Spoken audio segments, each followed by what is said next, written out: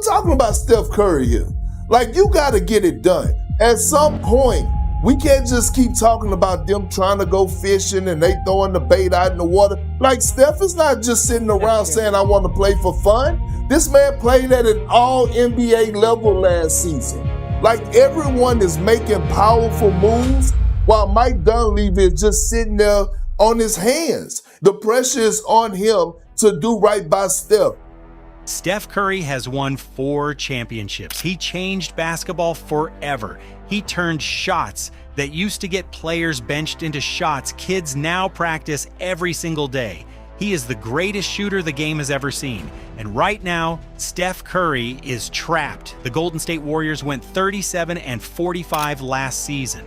They missed on LeBron James, they missed on Giannis, they missed on Jaylen Brown, they missed on Anthony Davis. Jimmy Butler tore his ACL late in the regular season and could miss most of next year. Meanwhile, Curry averaged 26.6 points per game at 38 years old while dealing with a knee injury, and he had to watch the Western Conference keep getting younger, deeper, and more dangerous while Golden State struggled to give him another real shot. Now things are getting uncomfortable. Curry becomes eligible for a contract extension in less than 30 days. He hasn't signed it. And sitting across the league are the San Antonio Spurs, fresh off an NBA Finals appearance, coming off a 62-20 season loaded with young talent and built around arguably the most gifted young big man on the planet, Victor Wembanyama. That's where this gets wild, because nobody wants to say it too loudly yet, but the idea is sitting right there. If Steph Curry ever leaves Golden State, and for the first time in his career, that conversation doesn't sound completely crazy. There is one destination that could instantly turn him into a championship favorite: San Antonio. Curry next to Victor Wembanyama could completely shake up the Western Conference. So why is Curry's name suddenly entering these conversations? What would that pairing actually look like? And should the Spurs seriously consider making the move? To understand why we're even here, you have to understand just how ugly things have become in Golden State. Not ugly as in one disappointing season. We're talking about a franchise running out of time with no obvious answer for how to fix things before its greatest player is gone. Last season, Curry played only 43 games. A knee injury wiped out almost half his year. Yet he still averaged 26.6 points while shooting 39.3% from 3. At 38 years old, hurt, and without enough help around him, Steph Curry was still Steph Curry. But one superstar can't carry everything forever. Golden State finished 37-45. They barely reached the play-in before Phoenix sent them home. Jimmy Butler, the veteran brought in to become Curry's running mate, tore his ACL late in the regular season. Moses Moody hurt his knee too, leaving the Warriors with one clear mission this offseason: find Curry some serious help for what could be his final championship run. They chased LeBron James. LeBron chose Philadelphia. They tried for Giannis. Nothing happened. They looked at Jaylen Brown. Another no. Anthony Davis wasn't happening either. And now, after all that noise, the Warriors' biggest addition this offseason is a rookie. That's not exactly the kind of move that screams, we're going all in for Steph. And this is where things get even more interesting. Curry becomes eligible to sign a 2-year extension on August 29th worth around $136 million. He hasn't signed it. Reports suggest Curry could wait, not necessarily because he wants out, but because waiting gives him leverage. It's basically a message to Golden State: I need you to actually do something. After a summer filled with missed targets, that message carries serious weight. Then Bay Area reporter Tim Kawakami dropped another detail that really got people talking. According to Kawakami, owner Joe Lacob's priority is building for what comes after Steph Curry rather than building everything around Curry right now. That sparked a firestorm, because if Golden State is already planning for life after Steph has every reason to ask one uncomfortable question: why should he spend his final elite years waiting around? Now look at San Antonio. The Spurs just won 62 games, survived a brutal Western Conference run, reached their first NBA Finals in 12 years, and ultimately lost in 5 games. That kind of loss sticks with a team. Getting that close changes the conversation. Suddenly, you're not rebuilding anymore. You're looking for the piece that can turn a finals appearance into a championship. San Antonio spent the offseason adding Tobias Harris for spacing, drafting front court depth in Jaden Quaintance and Terrace Reed Jr., and bringing in Billy Donovan as lead assistant. Those are smart moves. They fit the Spurs system, their timeline, and the roster they're building, but none of them changes the league overnight. Steph Curry might, and then there's the backcourt, because that's where the real conversation in San Antonio starts getting complicated. De'Aaron Fox was important this season. He averaged 18.6 points per game, second on the team behind Wemby. He ran the offense, created opportunities for teammates, and helped build the confidence of a group that genuinely believed it could win.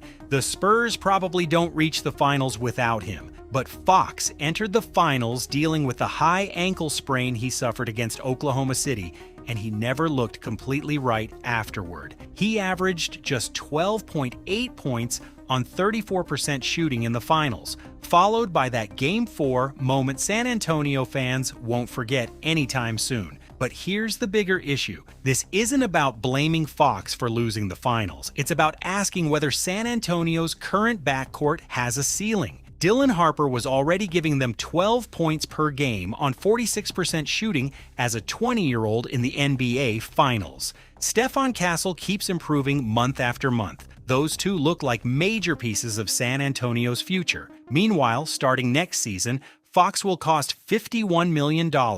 Brian Wright and the Spurs front office have publicly committed to Fox, and that makes sense. You support your player, protect his value, and give yourself time to see how everything develops. But the roster math isn't going away. You can't build around 4 guards who all need touches and expect everybody to stay in the perfect role forever. Eventually, San Antonio may have to choose which direction this backcourt takes. And what if that choice was Steph Curry? Now let's make one thing very clear. There are no confirmed trade talks. No secret deal, no insider report saying Curry is heading to San Antonio. What exists is speculation, but it's speculation that keeps getting louder. Trade proposals connecting Curry with the Spurs have been flying around basketball conversations because once you actually look at the basketball fit, things get crazy fast.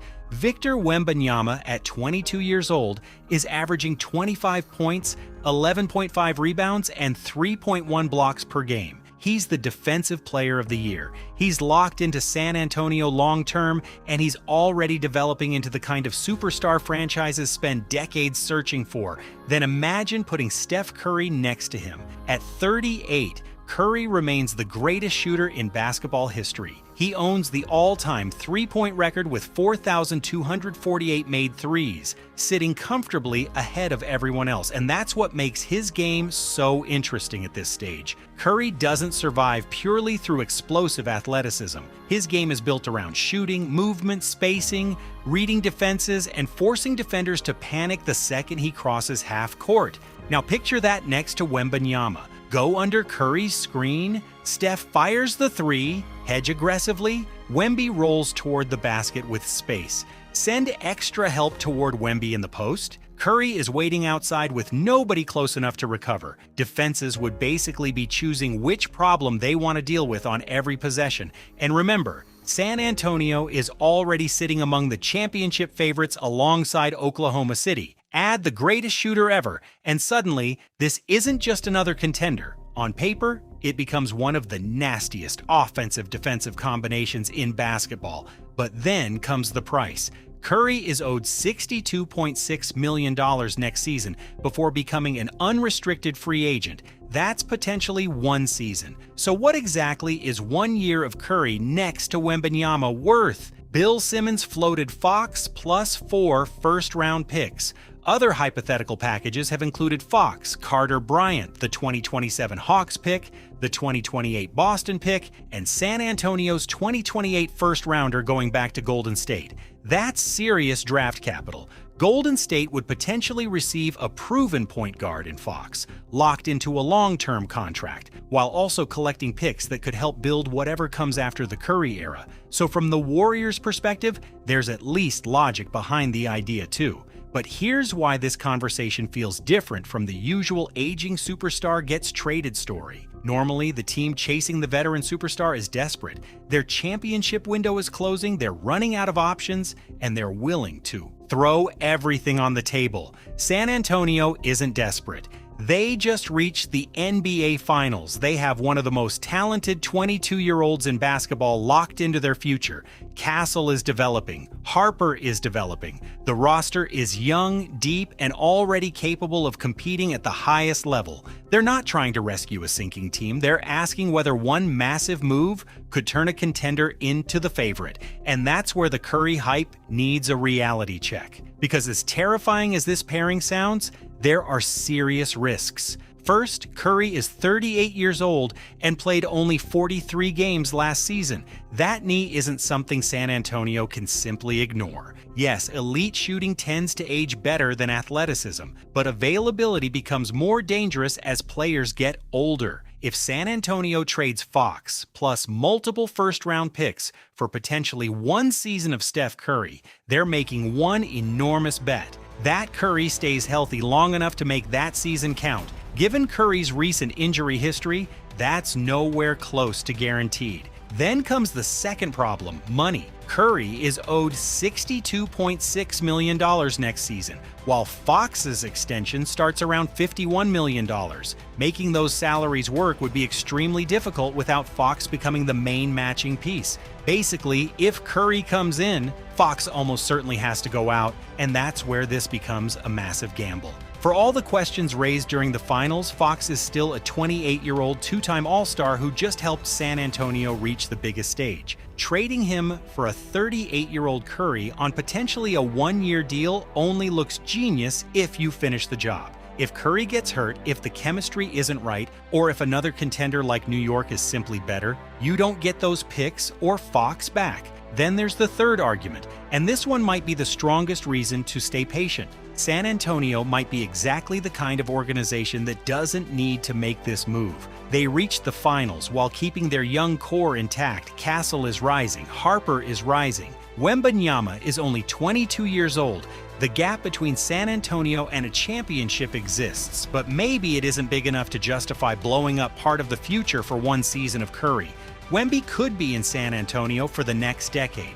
Do you really need to rush everything for one shot? But here's the other side. Championship windows don't send warnings before they close. The Knicks showed that by winning before many expected them to. Just because San Antonio's window looks wide open today doesn't mean everything will line up this perfectly 3 years from now. Castle and Harper are young, and young players can be inconsistent. Wembanyama is already special, but putting an experienced floor general beside him could accelerate everything. And when you step away from the trade packages and salary numbers, that's what makes this whole story so fascinating. We're talking about two players standing at completely different points of basketball history. Curry is entering the final stretch of a legendary career. Wembanyama looks like he's standing at the beginning of one, and somehow their timelines could meet at exactly the right moment.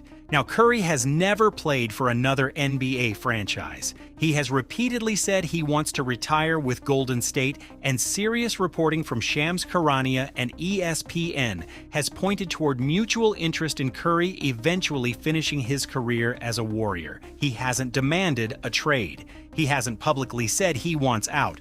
But he also hasn't signed that extension while Golden State struggles to build another contender around him. And that silence creates room for speculation. Because when the greatest shooter in NBA history is entering the final year of his deal on a 37-45 team, while a young superstar across the conference just carried San Antonio to the finals, people are going to connect those dots. And San Antonio just showed the entire league something important. They're not rebuilding anymore. They're competing right now. Their response to losing the finals makes that clear. Tobias Harris, Billy Donovan, more front court depth. Every move points toward a franchise that isn't satisfied with simply saying, "We made it." They want the trophy. And if Curry ever becomes genuinely available, he could be the move that changes everything. A Curry-Wembanyama pick and roll could become one of the nastiest offensive weapons. In basketball, Curry's gravity would stretch defenses beyond their breaking point. opening driving lanes for Castle and Harper in ways very few players can replicate. Then there's everything Curry brings beyond shooting: 4 championships, years of playoff battles, finals pressure, championship habits.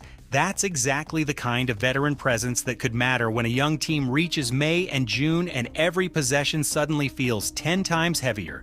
Is Curry guaranteed to work? No. Would he be ridiculously expensive? Absolutely. But could this be the kind of massive swing that separates the team that almost wins from the team holding the trophy? It might be. So that's where San Antonio stands. The Spurs are already finals caliber, but they also know how thin the margin becomes when you're 4 wins away from a championship. Golden State still has the greatest shooter ever, but the clock on this era keeps getting louder. Somewhere between those two situations is a trade idea that basketball fans can't stop talking about. Whether anything actually happens depends on things nobody outside those organizations truly knows: Curry's mindset, Golden State's willingness to even consider moving him, and how aggressive San Antonio would be willing to get. But the fact that Curry to San Antonio keeps coming up isn't hard to understand.